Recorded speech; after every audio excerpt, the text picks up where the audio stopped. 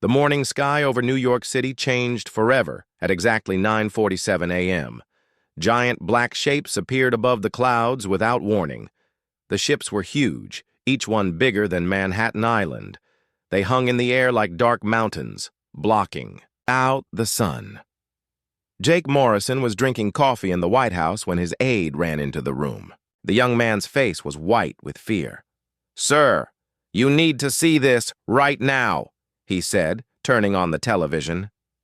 Every news channel showed the same thing. The alien ships floated above major cities around the world. London, Tokyo, Moscow, Beijing, and dozens of other places all had the dark vessels hanging over them. The ships made no sound. They just waited. General Lisa Hayes burst through the door. She was a tall woman with short gray hair and hard eyes. "Mr. President, we have a problem. A big one." "I can see that," Jake said, staring at the screen. "How many ships?" 47 confirmed, maybe more. They appeared at the same time everywhere. No warning on our satellites, no radio signals, nothing. Jake's phone rang. It was the British Prime Minister. Then the Russian president called, then the Chinese premier. Every world leader was asking the same question. What do we do? The answer came at noon. Every television, radio, and computer on Earth suddenly showed the same image. A tall creature stood in what looked like a ship's control room. It had pale blue skin and 4 arms. Its eyes were completely black. When it spoke, the words came out in perfect English, Chinese, Spanish, and every other language at once. "I am Commander Vextar of the Zephyrian Empire. We have conquered 837 worlds. You are number 838.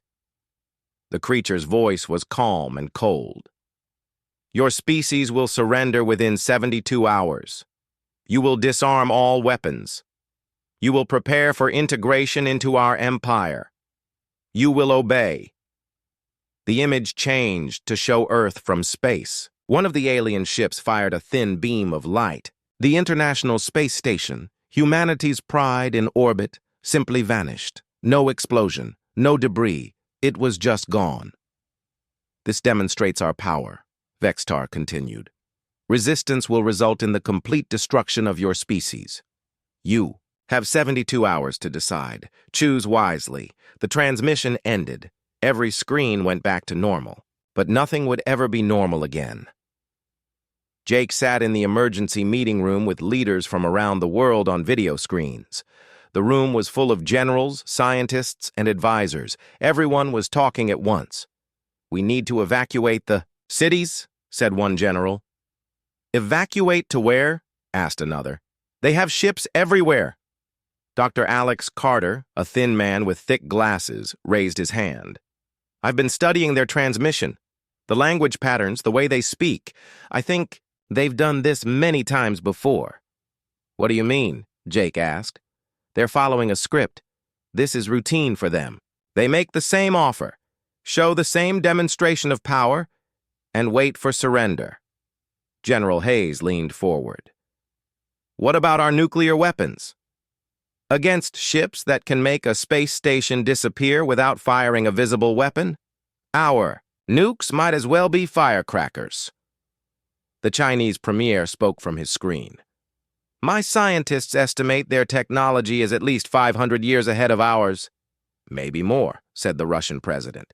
"My people can't even detect what kind of energy they use to destroy the station." Jake looked around the room. Every face showed the same thing. Fear. But underneath the fear, he saw something else. Anger. "They think we'll just give up," he said slowly. "Maybe we should," said one advisor. "If we fight, they'll kill everyone." "And if we surrender?" Jake asked. "What happens to us then?" Dr. Carter pulled up files on his computer. "I've been researching historical conquests. When an advanced civilization takes over a less advanced one, the results are never good for the conquered people. Slavery, forced labor, cultural destruction." "But we'd be alive," the advisor said. "Would we?" General Hayes asked. "Would we really be alive if we're slaves to aliens? The debate went on for hours. Some wanted to surrender immediately. Others wanted to fight despite the odds. Jake listened to everyone, but his mind was already made up. He thought about his daughter in college, his son in the army, his wife who had died 3 years ago from cancer. She had fought the disease until the very end, even when the doctors said there was no hope. She never gave up. At 6 in the evening, Jake called for a vote, not just from the people in the room, but from every nation on Earth. The question was simple: surrender or fight. The results came in over the next 6 hours. Country after country reported the same answer. Even small nations with no military spoke with one voice. The final vote was unanimous. When the alien commander Vex Tar received humanity's answer, his 4 arms moved in what might have been surprise. In 837 conquests, no species had ever chosen death over surrender. Jake Morrison stood before the cameras to deliver humanity's response to the galaxy. His voice was steady and clear. Commander Vex Tar, you have our answer. We will not surrender. We will not disarm. We will not become slaves. If you want our world, you'll have to take it from our dead hands. Humanity chooses death before dishonor. The transmission ended. Around the world, people looked up at the alien ships and waited.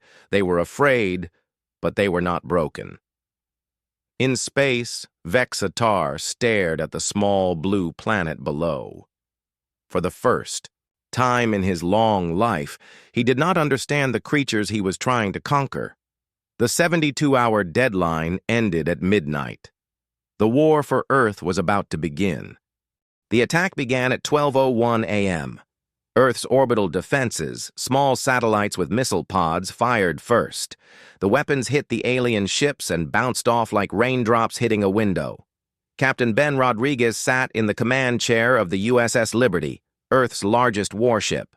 Around him, 12 other ships formed humanity's space fleet. They were all Earth had to defend against 47 alien vessels. All ships, this is Liberty Actual, Ben spoke into his radio. Remember, we're not trying to win. We're trying to buy time for the people below. The alien ships moved toward Earth like a slow tide of darkness. They were in no hurry. Why should they be? Every species they had conquered before surrendered after seeing their power. Lieutenant Sophie Banks sat at her scanner station. She was young, only 23, but she was the best sensor operator in the fleet. Her fingers moved quickly across her controls as she studied the enemy ships. Captain, I'm reading some strange energy patterns from their lead ship, she said. Strange. How? Ben asked. Their shields seem to pulse, like they're rotating through different frequencies. Ben nodded. Keep watching. Any weakness is better than none. The first alien shot came without warning. A beam of red light hit the USS Defender. The ship broke apart in seconds. 30 brave souls died in that first attack. All ships attack. Ben shouted, "Make them pay for every inch!" The human ships charged forward. Their missiles and energy weapons hit the alien vessels. Some shots got through, leaving small burn marks on the dark hulls. It wasn't much, but it was something. The whoa. USS Freedom took 3 hits and exploded. The USS Courage lasted only minutes before an alien beam cut it in half. One by one, Earth's ships died. But they kept fighting. Sophie watched her screens carefully. The alien shield patterns were becoming clearer. Captain, I think I see something. Their shields drop for less than a second every few seconds. It's like they're recharging. Can you time it? Ben asked as another human ship died nearby. I think so. Every 4.7 seconds, there's a gap. It only lasts for maybe half a second. Ben looked at his weapon display. The Liberty had 1 heavy missile left, just 1 shot. Plot a course for there. Command ship, he ordered. Full speed. Sir, that's suicide, his first officer said. We're all dead anyway, Ben replied. At least this way we take one of them with us. The Liberty raced toward the massive alien command vessel. Enemy weapons fired at the small human ship. The Liberty's hull started to melt under the attack. Sophie, when I give the signal, fire everything we have. Ben said. The alien ship grew larger on the screen. It was 10 times bigger than the Liberty. Its weapons could destroy the human ship with one shot. Now! Ben yelled. Sophie's finger hit the fire button at the exact moment the alien shields dropped. The Liberty's last missile shot forward. For a split second, the alien ship had no protection. The missile hit. An explosion ripped through the alien vessel's side. Atmosphere and debris poured out into space. The giant ship began to list to 1. "Side! We did it!" Sophie shouted. "We actually hurt them!" But their victory was short. 3 alien beams hit the Liberty at once. The ship began to break apart. "All hands abandon ship," Ben ordered. "Get to the escape pods." Sophie grabbed her, scanner data, and ran for the pods. The information about the alien shield timing had to reach Earth. As her pod shot away from the dying Liberty, she transmitted everything to the planet below. On Earth's surface, Major Kyle Thompson watched the space battle through his binoculars. He commanded a tank unit outside Denver. The alien ships in orbit were now sending down smaller vessels. The landing ships were black and smooth, about the size of a football field. They came down in empty areas away from the cities. Dozens of them landed in fields and deserts around the world. "Here they come," Kyle said to his radio operator. "Tell all units to hold fire until they're in range." The alien landing ships opened up. Tall figures walked out. They looked like walking crystals, transparent but strong. Each one was 8 feet tall with 4 arms. They carried weapons that glowed with blue light. Kyle's tanks opened fire when the aliens were a mile away. The shells hit the crystal soldiers and bounced off. The aliens didn't even slow down. "Switch to armor-piercing rounds," Kyle ordered. The new shells worked better. Some of the crystal beings cracked and fell. But for every alien that died, 10 more took its place. The aliens fired back. Their blue weapons turned Kyle's tanks into melted metal. Soldiers ran for cover as the Crystal Army moved forward. In a bunker under the Pentagon, Dr. Nina Foster watched reports from around the world. She was a military strategist, someone who studied how wars were fought. What she saw made her think. "General Hayes," she called. "I think I understand their pattern." Lisa Hayes looked up from her maps. "What pattern?" "Look at how they're attacking. They always show their power first. Then they give time for surrender. When that doesn't work, they send in ground troops. So they're following the same plan they've used for 800 other worlds. They expect us to break after seeing a few of their soldiers." "What's your point?" Nina pointed to the reports. "Look at the numbers. They're not sending their full army. They're sending just enough to make us scared. They think we'll give up after seeing how strong they are." General Hayes studied the data. Nina was right. The aliens were using small forces in each area. They were testing humanity's will to fight. "They don't understand us," Nina said. "They think showing power will make us quit. But humans don't work that way." In space, Commander Vextar stood on his damaged bridge. Blue fluid leaked from cuts in his crystal body. Around him, his crew worked to repair the ship. "Report," he commanded. "The human attack damaged our main power core," an officer said. "We can repair it, but it will take time." "How many human ships are left?" "None, sir. We destroyed them all." Vextar looked at the small blue planet below. "Then why do I not feel victorious?" "Sir, in 837 conquests, no species has ever damaged our ships." "How did they do it?" The officer checked his screens. "The humans discovered the timing of our shield rotations. They fired at the exact moment of weakness." "Impossible. That timing pattern changes every few seconds. No species has the reflexes to target such a brief gap. The human pilot seemed to know exactly when to fire." Vextar was quiet for a long moment. "Send a message to the High Council. Tell them the humans are not following standard response patterns. Request additional fleet support." "Sir, surely that's not necessary. We have 46 ships remaining. They have none." Look at your screens, officer. Look at their cities. The officer checked his sensors. The human cities were empty, but they were not destroyed. People had moved underground or into shelters. They were still organized, still fighting. They should have surrendered by now, Vextar said quietly. After seeing our power, they should have given up. But they continued to resist. On Earth, Captain Ben Rodriguez floated in his escape pod. Most of his crew was dead, but a few pods had made it away from the Liberty. Through his small window, he could see the alien ships above. They had hurt the enemy. Not much, but enough to prove it could be done. Ben's radio crackled with messages from Earth. His data about the alien shields was being sent to every military unit on the planet. The space battle was over. Humanity had lost every ship. But they had learned something important. The aliens could be hurt. They could bleed. The real war was just beginning. 3 weeks after the invasion began, Chicago looked like a broken tooth. Half the buildings were rubble. Smoke rose from fires that had burned for days.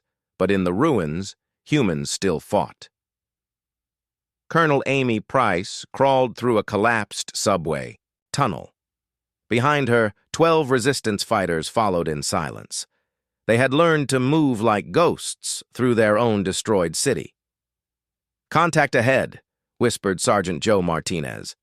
He pointed through a crack in the tunnel wall. Amy looked. Through the gap, 3 crystal aliens walked down what used to be Michigan Avenue. Their blue weapons swept back and forth, searching for humans to kill. "Same patrol pattern as yesterday," Amy said quietly. "They walk the same route every 6 hours." "They're stupid," said Martinez.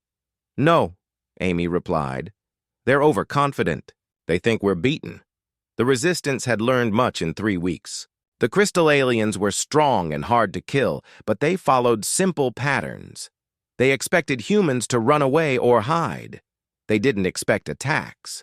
Amy's team had built weapons from alien technology.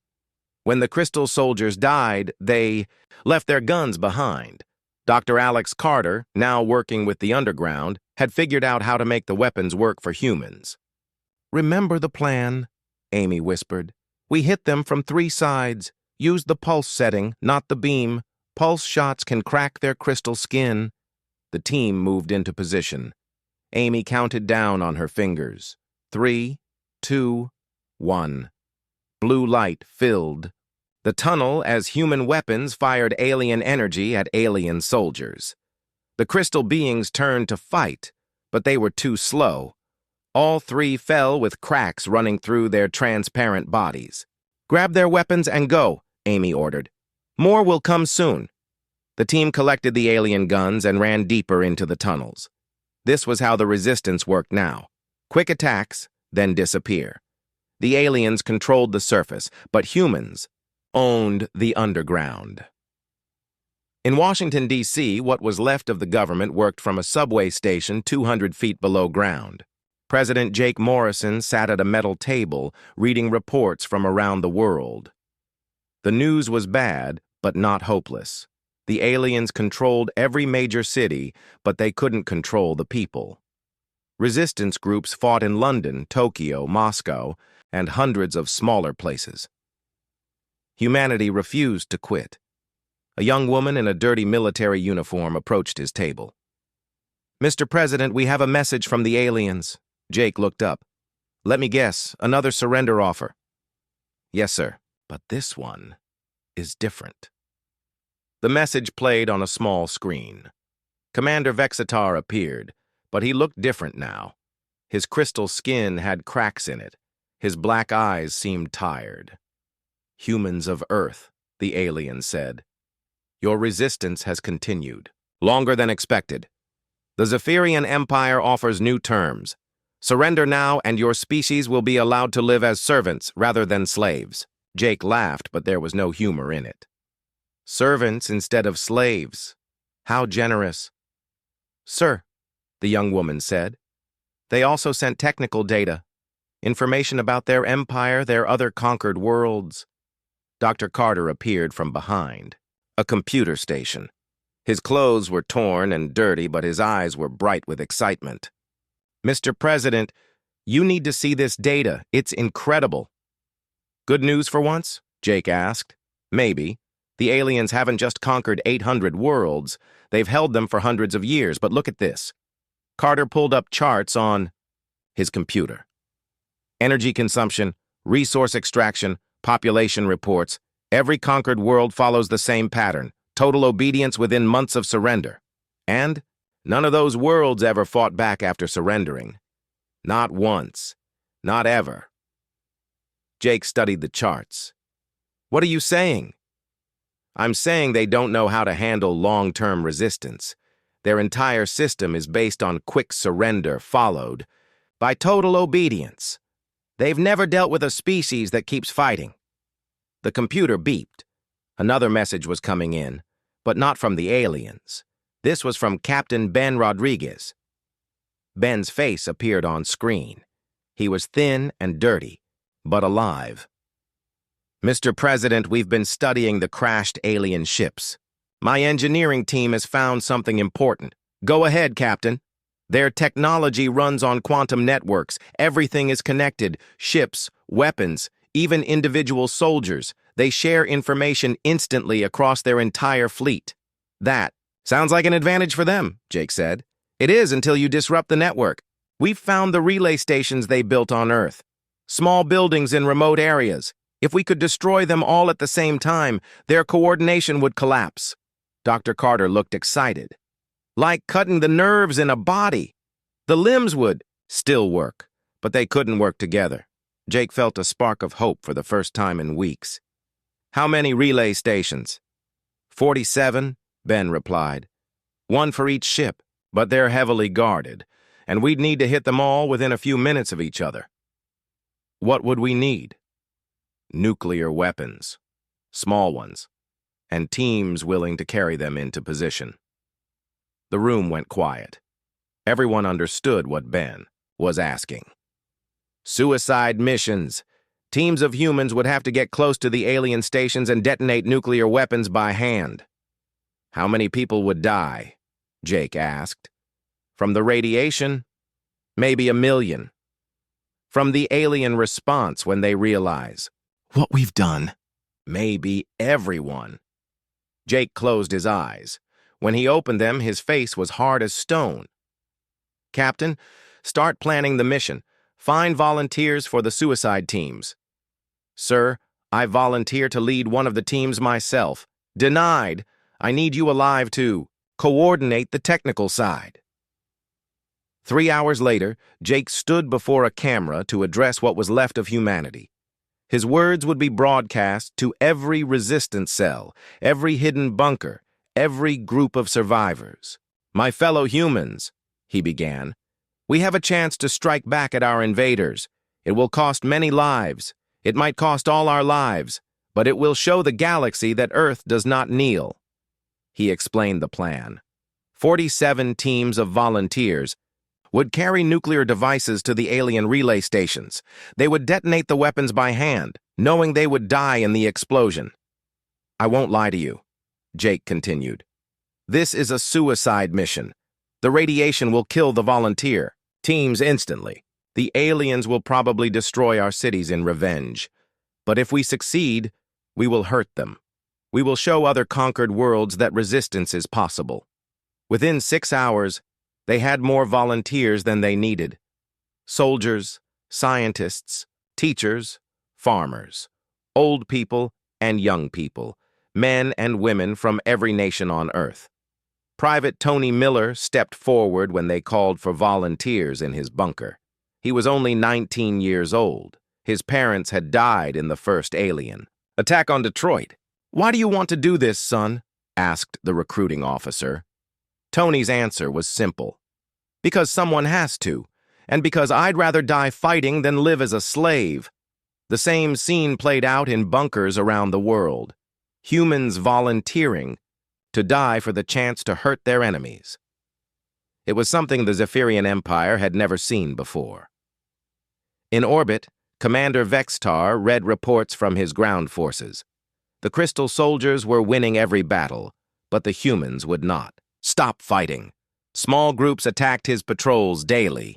They struck fast and disappeared before his forces could respond. "Sir," his communications officer said, "we're receiving strange energy readings from the planet's surface. Multiple locations." "What kind of energy?" "Unknown. The readings are too faint to identify clearly." Vextar studied the data. Something was happening on the planet below. The humans were planning something. For the first time in his long military career, Vexatar felt an emotion he had never experienced before. He was not sure what to call it, but humans had a word for it: fear. 8 months had passed since the aliens first appeared over Earth. In the Zephyrian High Council chambers, Commander Vextar stood before 12 tall crystal beings who ruled the Empire. "Explain your failure," said High Counselor Zethran. His voice echoed through the chamber like breaking glass. Vextar's 4 arms moved in a gesture of confusion. The humans continued to resist despite massive casualties. Their behavior does not match any conquered species in our records. 8 months, another counselor said. No conquest in our history has taken longer than 6 months. "I request additional fleets," Vextar replied. "The humans have learned to fight using our own technology. They attack our patrols and disappear underground." "Additional fleets?" Zethran's black eyes seemed to glow with anger. "You have 46 ships against a species that builds machines from metal and burns chemical fuel. You should have finished this in days." Vexatar wanted to explain about human determination, about their refusal to surrender even when facing certain death.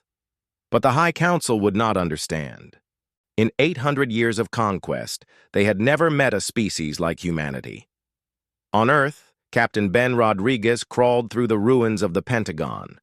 He had been presumed dead for months, but he had survived by hiding in the underground tunnels. With him were 6 other survivors from the space battle. "The quantum relay is just ahead," whispered Dr. Lisa Chen, an engineer who had joined his group. "2 guards, same as always." Ben looked through a crack in the concrete wall. 2 crystal aliens stood beside a small black building. The building was only the size of a house, but it connected the alien fleet to their soldiers on the ground. "Remember," Ben said quietly, "we need one of them alive for questioning." The attack was quick and silent. Ben's team had learned to move, like shadows. They used captured alien weapons set to low power. 1 crystal soldier fell with cracks through his body. The other was stunned but not killed. Dr. Chen connected her equipment to the alien's armor. "I'm reading the quantum network protocols," she said. "This is incredible. Every alien soldier is connected to every other soldier. They share thoughts, memories, even emotions." "Can we break the connection?" Ben asked. "Maybe, but not from here. We'd need to access the main relay station." The stunned alien soldier began to wake up. Ben knelt beside the crystal being and spoke slowly. "Can you understand me?" The alien's black eyes focused on Ben's face. "You should be dead," it said in perfect English. "Your species should have surrendered months ago." "Why?" Ben asked. "Because that's what everyone else did?" "Yes. Always. It is the natural response to superior force." Ben smiled grimly. "Then, you don't understand humans very well." "No," the alien said quietly. "We do not understand you at all." In the resistance bunker under Chicago, Colonel Amy Price gathered her team leaders around a metal table. Maps covered the surface, marked with red X's where alien forces were strongest. "Project Defiance begins in 6 hours, she said. 47. Teams will attack the quantum relay stations simultaneously. Most of those people will die." Sergeant Martinez looked at the maps. "What about us? What's our job?" "We're the backup plan. If Project Defiance fails, we keep fighting. Forever, if necessary." A young soldier raised his hand. "Colonel, what if..." The aliens decide to just kill everyone? Destroy the whole planet? Amy had thought about this question many times. Then we die. But we die as free humans, not as slaves. The soldier nodded. He was only 17, but his eyes looked much older. I can live with that. Across the world, the 47 suicide teams moved toward their targets. Each team carried a small nuclear device. The plan was simple. Get close to the alien relay stations and detonate the weapons by hand. Private Tony Miller led Team 12 toward a relay station in the Nevada desert. With him were 4 other volunteers, an old farmer, a young teacher, a retired nurse, and a teenage girl whose family had died in the first attacks. "You know we're not coming back from this," Tony said as they walked through the darkness. "None of us expected to live this long anyway," replied the farmer. "At least this way our deaths mean something." The teenage girl, Sarah Kim, checked her rifle. "My little brother was killed in the first week. The aliens burned down his school with him inside. I've been waiting 8 months for payback."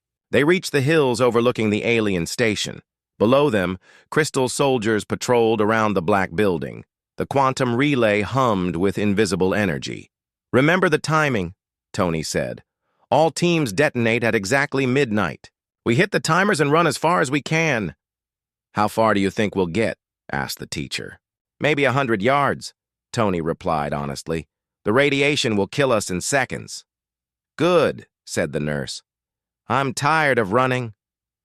In Washington, D.C., President Jake Morrison sat in his underground command center. Radio reports came in from around the world. All 47 teams were in position. "Mr. President," his aide said, "the aliens are broadcasting another surrender offer." Jake looked at the screen. Commander Vextar appeared, but he looked different. Desperate, almost. "Humans of Earth," the alien commander said. "The Zephyrian Empire offers final terms. Surrender now and your species will be relocated to reservation worlds. You will be allowed to govern yourselves under our supervision." Jake almost laughed.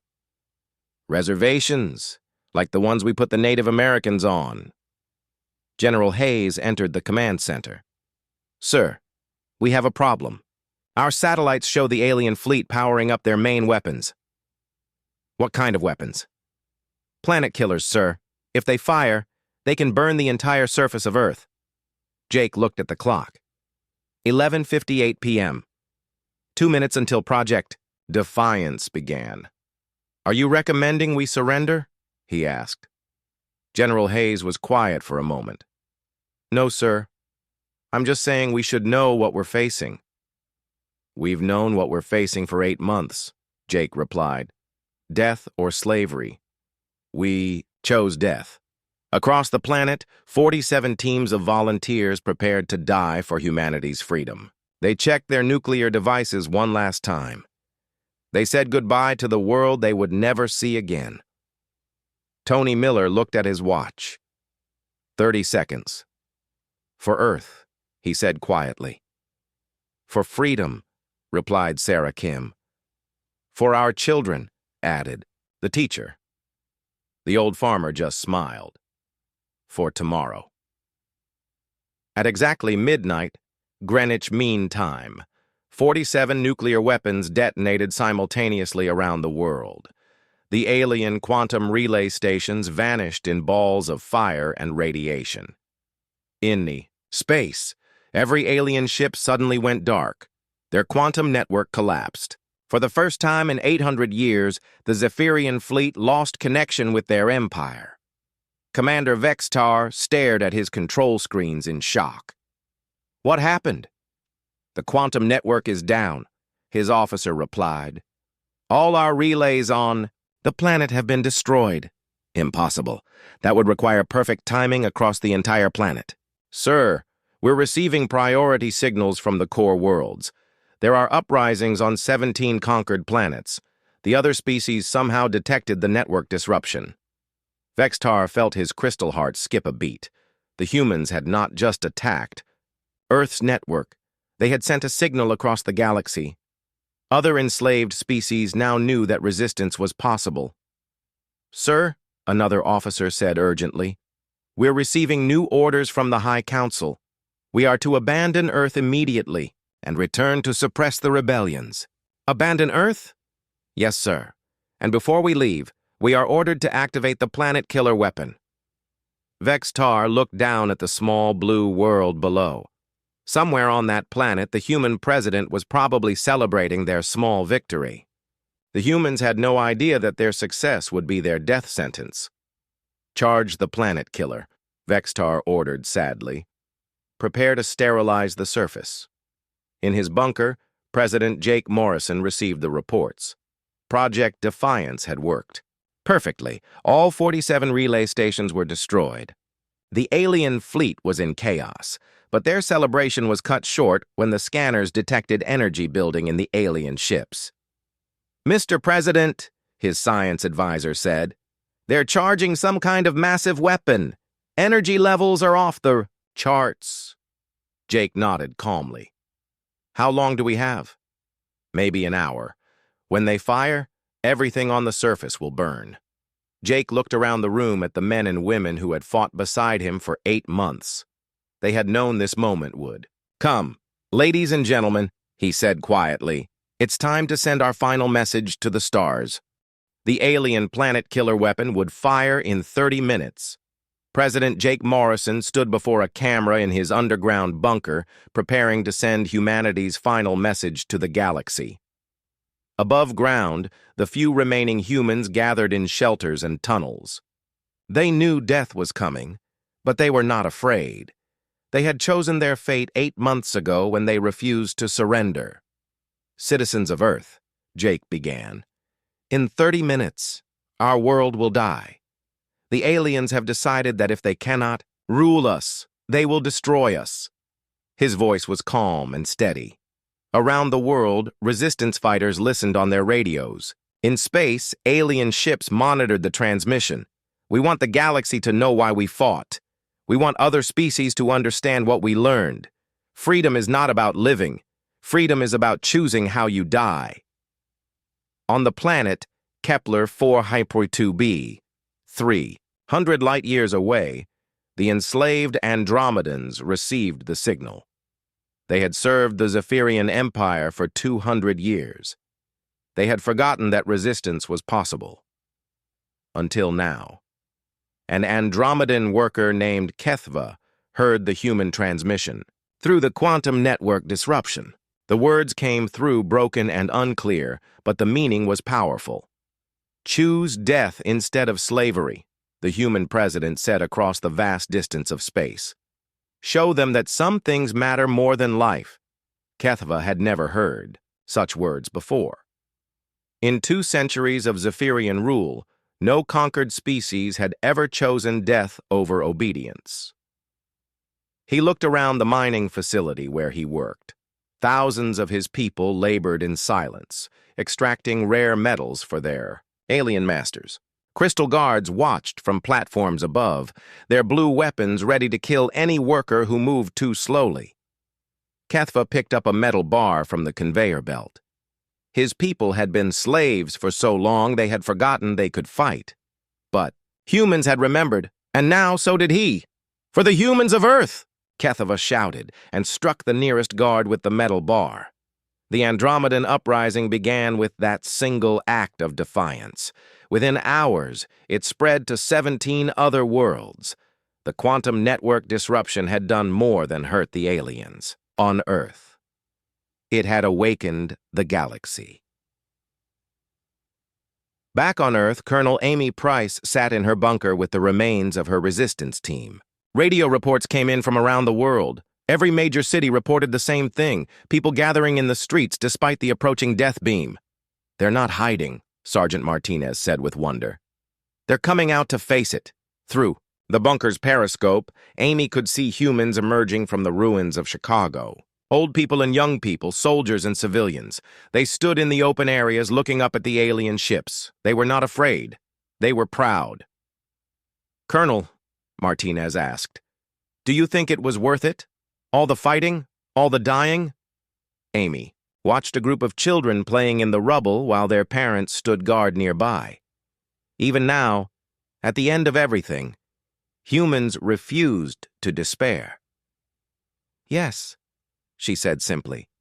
"It was worth it." In space, Commander Vextar received reports from across the Zephyrian Empire, rebellions on 17 worlds, the quantum network down on half their conquered planets. The Empire was burning. "Sir," his communications officer said, "we're receiving orders to delay the planet killer firing. The High Council wants us to return immediately to suppress the uprisings." Delay? Vexitar looked at the small blue planet below. "For how long?" "Indefinitely, sir. They say the Empire is more important than one stubborn world." Vexitar understood. The humans had won, not by defeating the alien fleet, but by doing something no species had ever done before. They had inspired others to resist. "Sir," another officer said, "what about the humans? Do we leave them alive?" Vextar was quiet for a long moment. In 800 years of conquest, he had never faced a decision like this. The humans had cost his empire dearly. They deserved to die for their defiance. But they had also earned something no conquered species had ever earned before: respect. "Send a message to the human president," Vextar said finally. "What message, sir?" "Tell him he has won.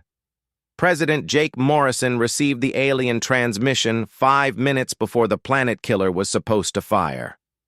Commander Vextar's image appeared on the screen, but the alien looked different. Defeated, but also somehow impressed. "President Morrison," the alien commander said, "the Zephyrian fleet is withdrawing from Earth. Your resistance has caused uprisings across our empire. We must return to deal with them." Jake could hardly believe what he was hearing. "You're leaving?" "Yes. But understand this, human. We will return. Perhaps in 10 years, perhaps in 50. When we have put down the rebellions you inspired, we will come back for Earth. We'll be waiting," Jake replied without hesitation. "I believe you will," Vextar said. "In 800 conquests, I have never met a species like yours. You chose death over slavery. You chose pain over peace. You chose freedom over safety." The alien paused, as if searching for words. "I do not understand you," Vextar continued, "but I respect you. Your species will not be forgotten." The transmission ended. Within hours, the alien fleet began to leave Earth's orbit. They departed slowly, as if reluctant to go. President Jake Morrison stood on the surface for the first time in 8 months. The sky was clear. The alien ships were leaving, growing smaller as they climbed toward the stars. Around him, humans emerged from their hiding places. They came out of bunkers and tunnels and ruins. They looked up at the sky and saw hope. But Jake knew this was not victory. It was just a pause. The aliens would return someday, stronger and more prepared. "Mr. President," General Hayes said, walking up beside him, "what do we do now?" Jake looked around at the ruined cities, the damaged world, the tired but unbroken people. "Now we rebuild," he said. "We prepare for their return, and we make sure the galaxy remembers what happened here." "How do we do that?" Jake smiled for the first time in months. "We send ships to the stars. We find the worlds that are rebelling. We help them fight. Sir, our technology is centuries behind theirs. For now, but we have something they don't. Understand, we have the will to choose death over slavery. That's worth more than any weapon." 50 years later, the galaxy was a very different place. The Zephyrian Empire still existed, but it was smaller and weaker. Dozens of worlds had broken free, inspired by the human example.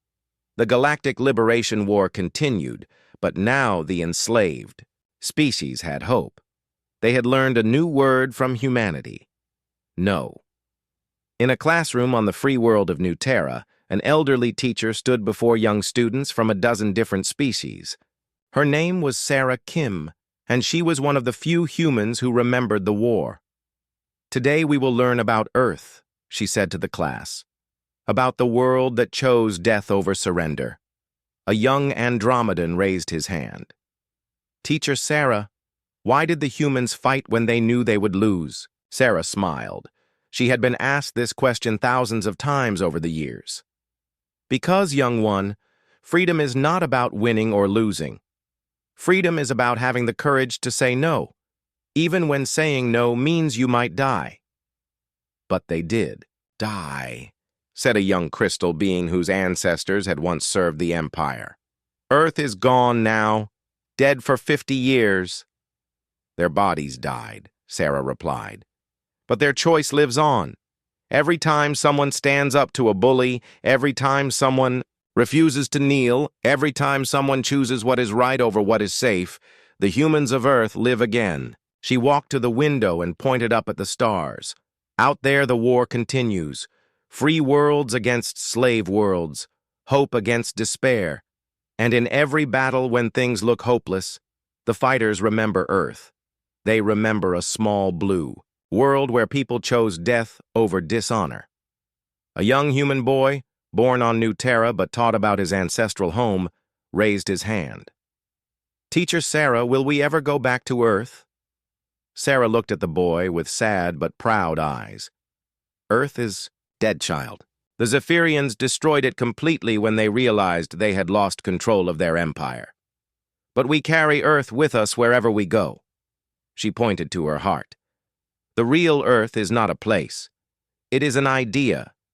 The idea that freedom matters more than life, that some things are worth dying for, that no matter how strong your enemy is, you can always choose to say no." The class was quiet for a moment.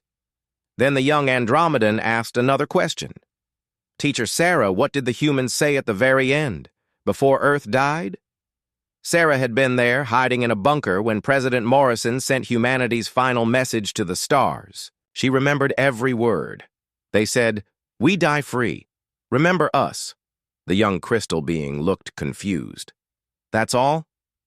"That's everything," Sarah replied. "Those 3 words changed the galaxy. We die free." It was the first time in galactic history that a conquered species chose their own fate.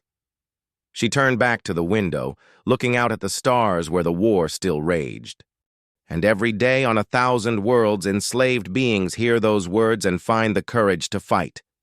Earth is gone, but its legacy burns brighter than any sun. Class ended, and the young beings filed out to play in the sunlight of a free world. But Sarah remained at the window, remembering a small blue planet where her people had chosen death over dishonor. She whispered the words that had become the motto of the free galaxy. "Remember Earth." In the distance, ships prepared to launch toward the war zones, carrying the message of freedom to other enslaved worlds. The battle was far from over, but thanks to one stubborn species on a forgotten planet, the galaxy knew that resistance was possible. The Huma.